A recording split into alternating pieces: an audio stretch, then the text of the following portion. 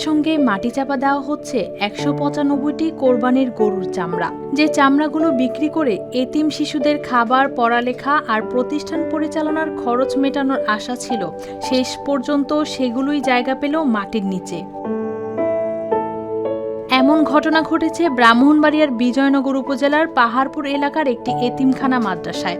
কোরবানির ঈদ উপলক্ষে এতিম শিক্ষার্থীদের কল্যাণে গরুর চামড়া সংগ্রহ করা হয়েছিল, কিন্তু ক্রেতা না পাওয়া, বাজারে দাম কম থাকা এবং কার্যকর সংগ্রহ ব্যবস্থা না থাকায় সেগুলো বিক্রি করা হয়নি সম্ভব। চামড়াগুলা কালেকশন করতে ছাত্র, শিক্ষক, বিভিন্ন ধরনের গাড়ি দিয়ে অনেক কষ্ট হয়েছে এবং মানুষ চামড়া নিয়ে অপেক্ষা করতেছিল কতক্ষণে দিবে।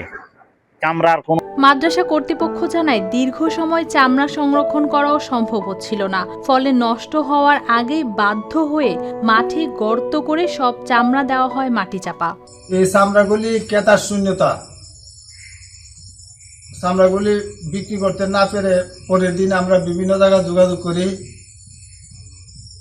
করেও চামড়াগুলি বিক্রি করতে পারি নাই। বিদায় শুক্রবার আসর নামাজের পরে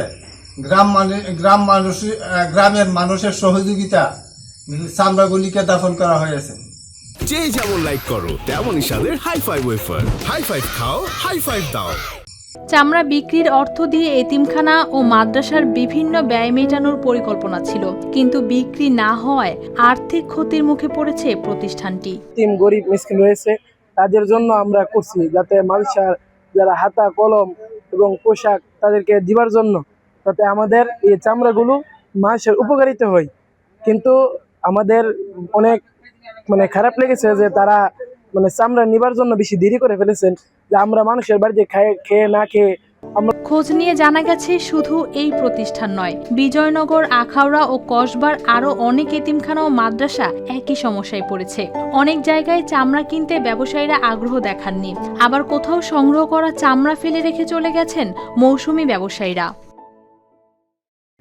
এইগুলো হচ্ছে যে একটা সিন্ডিকেটের মতো, তো ওরা অনেক ব্যবসায়ী আছে, ওদের কাছে কোটি কোটি টাকা আছে, কিন্তু ওরা চামড়া সংরক্ষণ করে না, জিম্মি করে কালকে রাত্রে কিনে না, বিকালে কিনে না, ওই রাত যখন 10-11 বাজে বাজার যখন পড়ে যায় তখন এরা কিনে। এদিকে বিভিন্ন স্থানে চামড়া পড়ে থাকায় ছড়াচ্ছে দুর্গন্ধ, এতে স্থানীয় বাসিন্দা ও পথচারীদেরও বাড়ছে ভোগান্তি। আমরা ভবিষ্যতে চামড়া কালেকশন করবো কিনা এটা নিয়েও সেরা আমরা বড় বিপদের মধ্যে এবং পেরেশানির মধ্যে আছে। আজকে 2টা দিন যাবত আমাদের রাত্র ঘুম নাই, খাবার নাই, এরকম ধরনের একটা পেরেশানির মধ্যে আমরা দিনগুলি কাটাইতেছি। এই শুধু বিভিন্ন মানুষের মন্তব্য যে এই চামড়াগুলি, ওই বর্জ্যগুলি দুর্গন্ধ চতুর্দিকে ছড়াইতেছে, এগুলি কোনো অপারেশনের ব্যবস্থা নাই।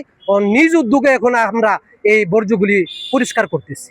স্থানীয়দের দাবি, চামড়া সংগ্রহ ও বিপণনে কার্যকর উদ্যোগ না নিলে প্রতি বছরই এমনভাবে নষ্ট হবে এতিমখানা ও মাদ্রাসার গুরুত্বপূর্ণ আয়ের এই উৎস। News desk, RTV।